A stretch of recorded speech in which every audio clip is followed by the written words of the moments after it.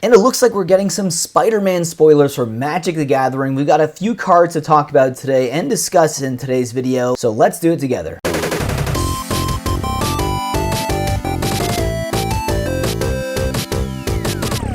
Welcome back to the channel, guys. This is Mattcaster Mage. If you do enjoy my content, please consider subscribing and joining in all the fun we have here. I'm a massive Marvel fan. If you've ever noticed anything in the backgrounds in my videos, you've probably put those two pieces together and probably thought, oh, Marvel and Magic? That's definitely gonna be something Mattcaster Mage might like, and you would be correct. This is a set that I'm actually really excited to open up on the channel and also collect. So this might be one of the sets that I actually try to complete for Magic the Gathering. It's been a while since I've even had that thought in my head, because a lot of the sets, I mean, I'll pick out a few cards here and there, but this one might be one that I actually get all the cards for, especially at the very least, I will get all the commander decks attached to it. So let's discuss it in today's video with some of these cards spoiled here. Showcasing three of them right here. We have Doc Ock, Evil Inventor, Sensational Spider-Man, and Venom, Deadly Devour. Interesting color combinations here. We have Doc Ock being Demir, Spider-Man being Azorius, so control on this card, very interesting. I think a lot of people are expecting red and blue.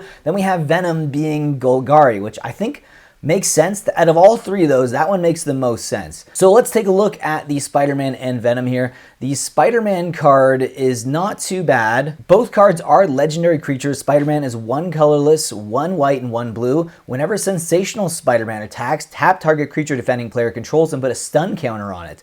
Then you may remove up to 3 stun counters from among all permanents. Draw cards equal to the number of stun counters removed this way. So not bad. It's a draw engine as well. And I guess it does kind of make sense from a control angle if you're thinking about Spider-Man. You know, he's webbing people up, making it difficult for them to move. So I guess this kind of makes sense for this character. I just thought maybe it would be red-blue, but you also have to remember, if you are someone who follows the comic books, Sensational Spider-Man is actually the name of a TV show. I think there might have been a comic book spin-off of that, but then you have Sensational Spider-Man, you have the Amazing Spider-Man, you have Spectacular Spider-Man, right? So you have all of these Spider-Mans, Ultimate Spider-Man, that they could make different variations of Spider-Man cards, which I think they're going to do. If you're going to have a whole set dedicated to just Spider-Man, not Marvel, there's a lot of villains in his universe. There's a whole Spider-Verse, to be honest, of different variations of Spider-Man. So I guess that's interesting to see.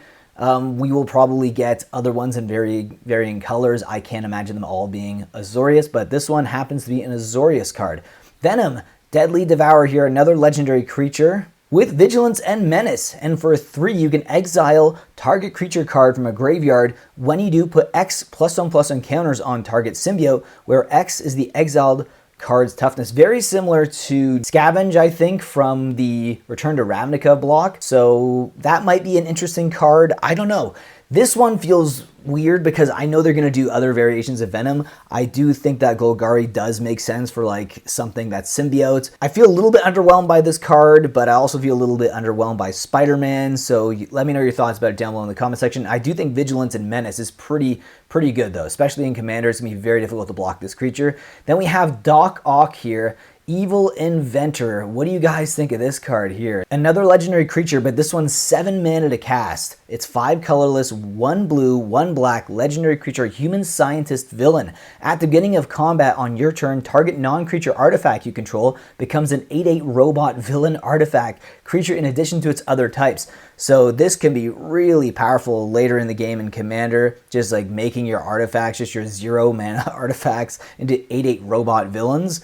That can be very devastating, I would say, at the least. We also have a nice sorcery attached to this as well. That kind of fits with the artwork as well. You get the little claw from the mechanical arms here. This sorcery is it's a rare. It's 1 colorless, 1 blue, 1 black. Target opponent mills 8 cards, and you put an artifact card from that player's graveyard onto the battlefield under your control. Yeah, that can be ridiculous in Commander. Holy crap. Think of how many stacked decks there are with crazy artifacts that you can just basically cast from just playing this card for 3 mana. So this definitely, I think, will see some play. There is another card here I wanted to talk about. Green Goblin Nemesis, which is in Rakdos colors. A lot of people felt like Venom should have been the one that was Rakdos out of these, but I do think it's very fitting for a Goblin to be Rakdos. Think about it. You can actually fit it into a lot of different Goblin tribal decks, and I think that this creature in general is the one I'm probably most excited about because I think it is something that can fit into so many different goblin decks here. It's a legendary creature, 2 colorless, 1 black, 1 red, flying.